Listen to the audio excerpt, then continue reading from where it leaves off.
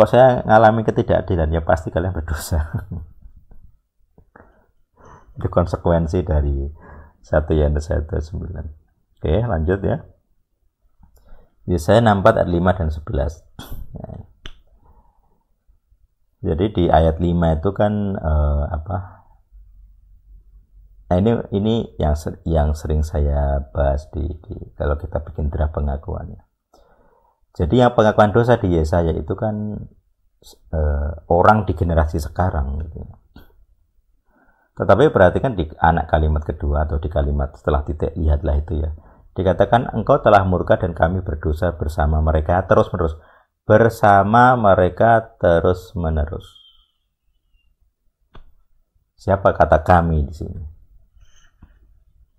Siapa kami, siapa mereka? Artinya generasi kami, berarti kami ini kira-kira begini. Kami ini generasi di masa sekarang itu berdosa bersama mereka. Mereka berarti di masa lalu, leluhur gitu. Karena ini kan sebenarnya membahas dosa-dosa leluhur Israel. Tetapi kami diselamatkan. Kenapa tidak dikatakan mereka diselamatkan? Kami berdosa bersama mereka, tetapi kami diselamatkan. Nah, jadi pemahamannya kami yang ditulis kami ini punya jejak-jejak dosa bersama suatu kelompok mereka. Ini ratapan di ayat 10 sampai 11 ya. Termasuk di di ayat 9 juga sih ya.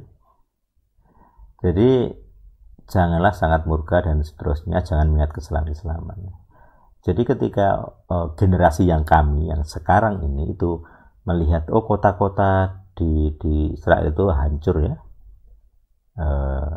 kota-kota kudusmu di ayat 10, kota-kota kudusmu telah menjadi padang gurun, Sion telah menjadi padang gurun, Yerusalem sebuah tempat sunyi. Jadi Yerusalem menjadi sebuah tempat sunyi, padahal itu tempat perjanjian, tabut perjanjian di masa lalu. Tetapi sekarang jadi tempat sunyi. Artinya generasi kami ini yang di masa sekarang itu meratapi ini gara-gara kesalahan di masa lampau. Siapa di masa lampau? Ya pasti leluhur, bukan generasi yang sekarang. Nah, dikatakan di sini tolonglah jangan ingat-ingat dosa di ayat 9 ya. Janganlah sangat murka ya Yehuwa, dan janganlah mengingat kejahatan selamanya. Jadi bagi generasi yang masih hidup itu, mereka merasa Tuhan ini mengingat kejahatan itu kok kayaknya selamanya gitu. Sampai sekarang kita belum diberkati. Seakan-akan kutuk dari masa lalu itu terus menghantui sampai sekarang. Makanya mereka sangat perlu untuk memohon-mohon jangan mengingat kejahatan leluhur kami selama-lamanya. Jadi artinya ketika generasi sekarang berharap supaya dosa-dosa itu tidak diingat lagi, berarti mereka ya itu pengakuan dosa.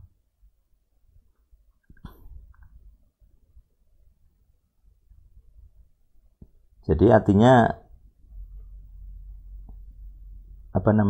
kita harus memahami kalau di bangsa Israel punya contoh seperti itu, ya kita harus melihat generasi kita yang saya bahas tadi. Ada nggak kalian yang melihat dampak dari dosa leluhur? Ada. Kalian yang sakit, yang melarat gitu, susah kalau bikin usaha gagal terus gitu, dan banyak hal. Artinya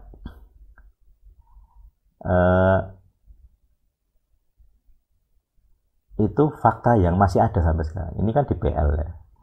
Yesaya itu kan PL. Tetapi sampai sekarang kita masih bukan melihat ya, mengalami saya rasa. Kalau melihat itu kan orang lain. Tapi saya rasa teman-teman juga bersaksi, mengalami gitu. Kok ini kami ini orang Kristen sudah baptis, harusnya sudah lahir baru, tapi kok ada kayak kena murka gitu. Gagal di sana, gagal di sini, dan banyak hal yang menyakitkan gitu. Makanya ini bagi saya sendiri, yaitu ini logika saya ya, yaitu buktinya banyak. Peristiwa ratapan di Yesaya ini nggak hanya di Yesaya, sekarang pun banyak sekali. Apalagi ketika di Al-Sadiq mulai muncul pelayanan pelepasan, itu kan orang-orang yang meratap. Apakah mereka selalu meratapi dosa mereka? Banyak yang tidak. Ada beberapa yang aktif melakukan ya dosanya, entah selingkuh, cari kekayaan dengan cara setan, macam-macam. Tapi seringkali pelakunya bukan mereka. Artinya itu fakta di lapangan, penderitaan dan akibat yang diratapi, artinya sesuatu yang tidak diingini, itu nggak hanya di masa lalu. Orang-orang yang saya layani itu begitu. Mereka meratapi, kenapa saya seperti ini, kenapa saya seperti itu, saya kan tidak melakukan gitu ya, tapi tetap kena.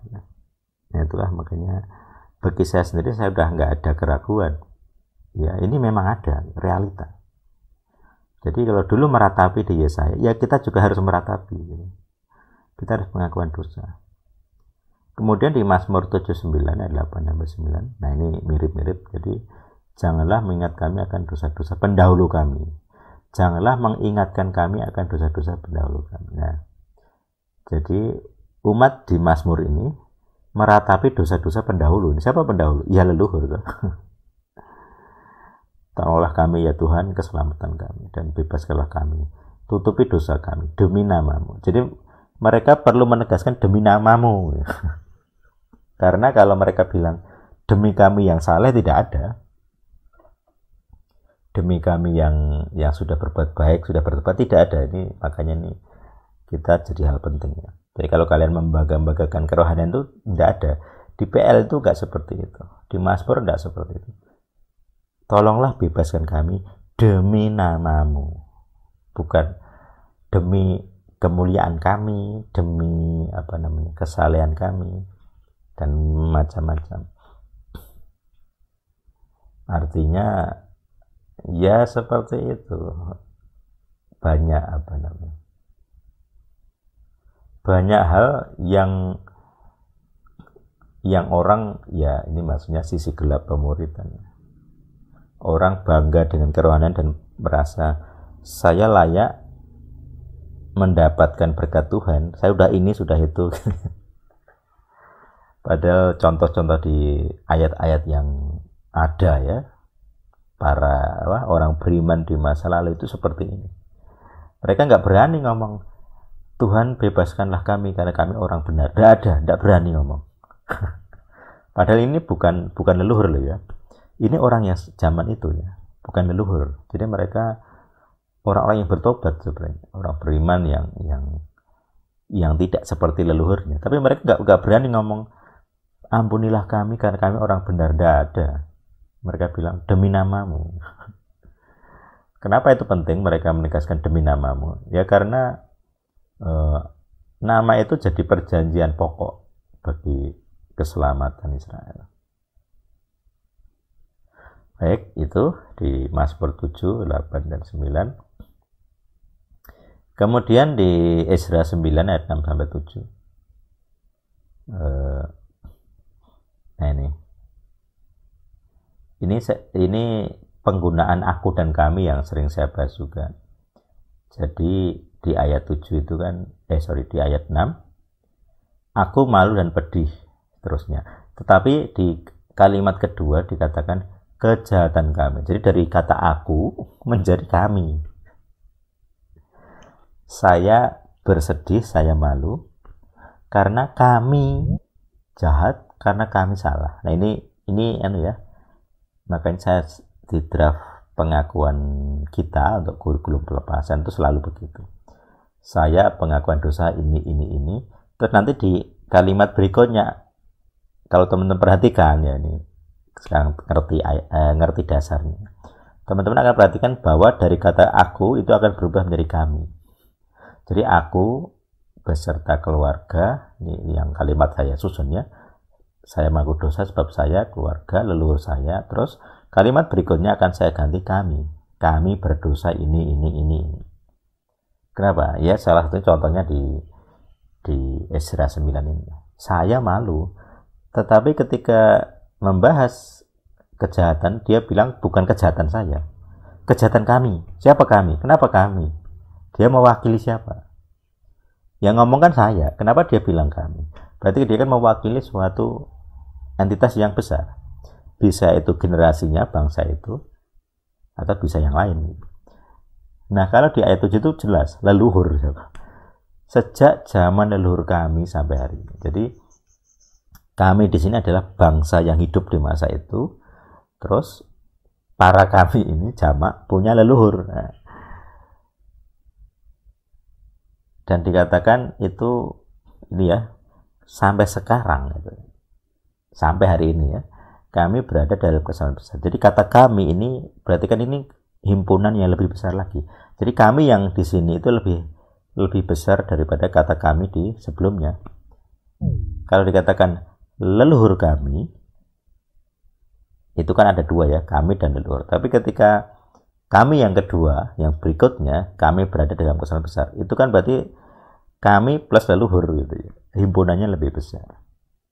Artinya doa di dalam Esra 9 atau ratapan di Esra 9 itu saya mengakui dosa saya beserta leluhur menjadi kami. Nah ini konsepnya. Sekarang udah jelas ya teman-teman yang mungkin nggak pernah memperhatikan bagaimana saya menyusun kalimat-kalimat di draft-draft pengakuan dosa itu. Ini ada ayatnya. Walaupun saat menyusun saya tidak baca ini ya, ini juga baru baca sekarang gitu. Tetapi konsepnya udah masuk ke, sudah saya pahami. Jadi ya pengakuan jelas kan saya, bukan leluhur saya, tetapi saya menjadi entitas kami. Itu udah saya pahami sejak lama. Jadi kalau teman-teman bikin draft nanti kalau kalian sudah bisa mandiri ya. Jadi konsepnya ini ya, ngambil dari Esra 9. Saya pengakuan, tetapi dampak dari pengakuannya nggak hanya ke saya, ke keluarga. Kalau punya anak cucu ya ke anak cucu, termasuk ke apa leluhur, dosa leluhur. Jadi bibit-bibit leluhurnya dihapus, bibit dosanya istilahnya apa ya diampuni atau dihapus atau bagaimana, yang jelas tidak berlaku lagi secara hukum. Jadi kalau kita orang diampuni, dakwaan dari masa lalu itu hilang, tidak berlaku. Jadi kalau ada orang pengen mendakwa kita, termasuk setan, enggak ada kuasanya, enggak ngefek. Makanya kalau ada ilmu santet termasuk yang model gitu ya, yang memakai dosa leluhur nyerang kita, kalau kita ada pengakuan enggak ngefek. Sama sekali enggak ngefek. Oke ya, lanjut ke Yeremia atau Yirmiyahu 14 ayat 20 sampai 21. Ini lebih spesifik. Kami mengakui kejahatan kami. Nah, ini ada. Kami mengakui kejahatan kami plus kesalahan leluhur kami. Ada dua ya.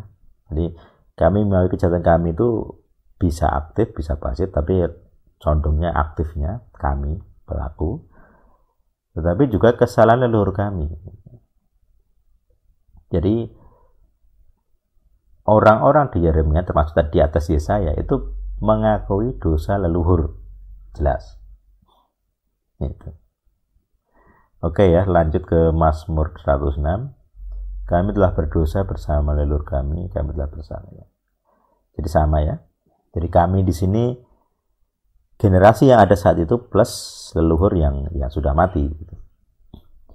Leluhur kami di Mitsrayim tidak mengalami mukjizat. Ya.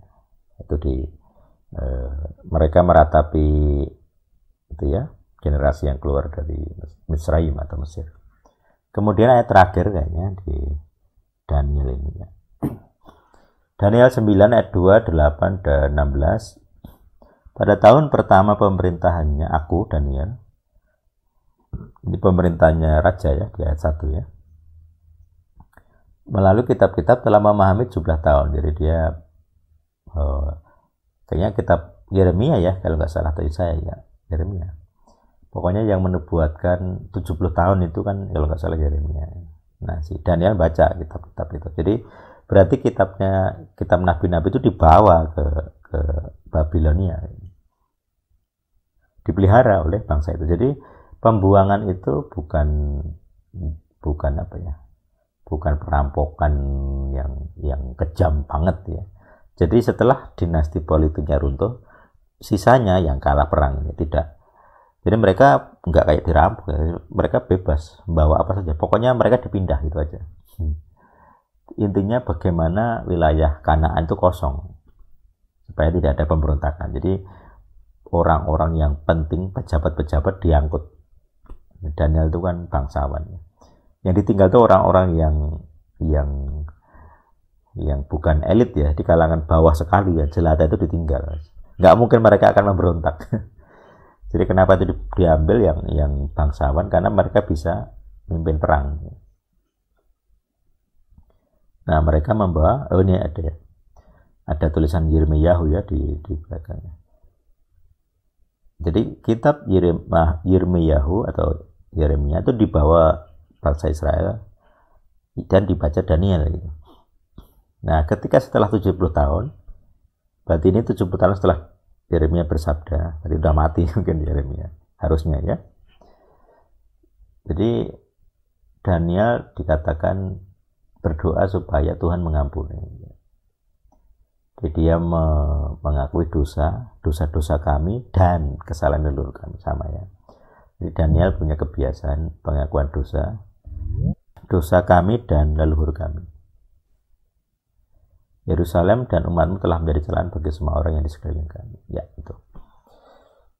Oke ya, jadi di kita sudah